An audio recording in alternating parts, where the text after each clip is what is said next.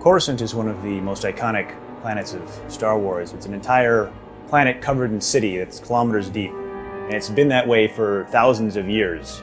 So it's got a lot of history, and it has a massive amount of infrastructure, and just millions and millions of people live here and go about their daily lives.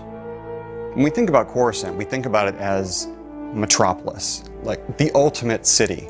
Any big city, one of the things that's most exciting about it is the massive amount of variety, both in terms of the people who live there, in terms of the environments, the neighborhoods, in terms of all the different things you can see and do in a city.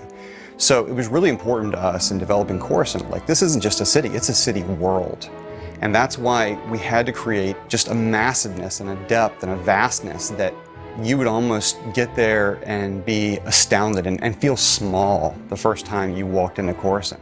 In designing Star Wars worlds, you always start with something true to life. And you change it just a bit. Now, the difference between Coruscant is, like, you're not changing it just a bit, you're changing it a lot.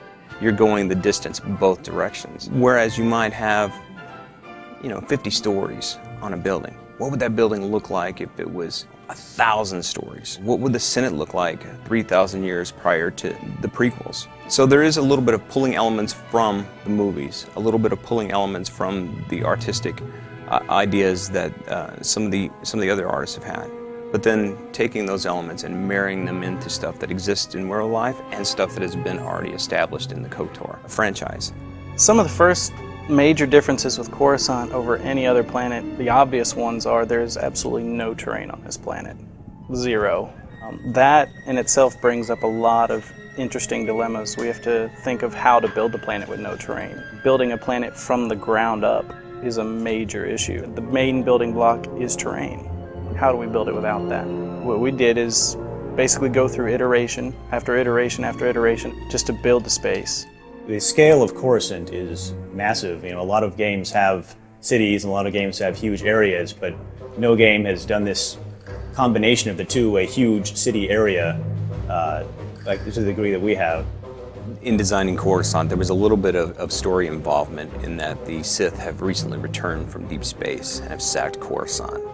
And there are pockets of the city that are still in distress, that are still broken and in shambles, which really, really lends itself to the story of our game and how much turmoil the galaxy is actually in.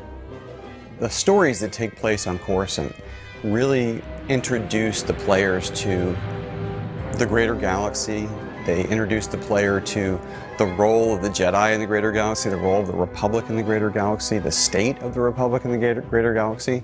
And you're going to get caught up in stories that deal with Republic politics and, backstabbing and maneuvering within the Senate Tower.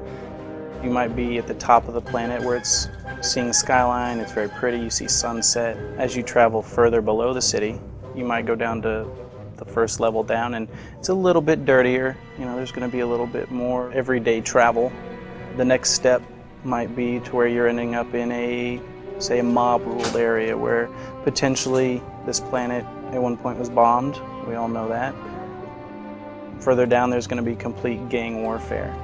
What we wanted to do was add a little bit of the Coruscant that you hadn't seen yet.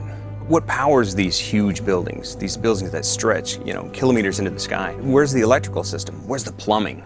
Where's the sewages? The sewage systems. Those kinds of things you've never seen. What lies down in the basements? What does a parking garage look like in the Star Wars universe, especially one for a building this, the size of the entire island of Manhattan? So it was taking those ideas, taking those worldly sort of ideas of New York and turning them on their ear, really going the distance, dropping it way down, building it up way high, and making certain that we're giving the player a chance to see things that they've never seen in Coruscant before. Coruscant is the symbol of all the hope for democracy and civilization in the galaxy. And even though it's got its flaws and it's not perfect in a lot of ways, it's also got its beauty and its integrity in some ways. And there's people there who are trying to live a good life and do the right thing and want to see the galaxy be a safe and peaceful and happy place. So we really took a lot of care to make sure that players get to experience some of that, of course, and get to experience what it is that makes the Republic special, makes it worth fighting for, makes it worth dying for. One of the great things about Coruscant is that there's something for everybody. The socializers can hang out in the spaceport in the Galactic Senate and meet people as they come and go. The explorers have all the different variety of areas. They can go down into the depths of the works, or they go into the criminal-laden Black Sun district. Well, my favorite area of Coruscant is probably the Senate district, just because it's so impressive and it has that sense of potential. You know, because you're up there and you can see for miles and miles, and you just know that there's going to be so much out there to explore and find.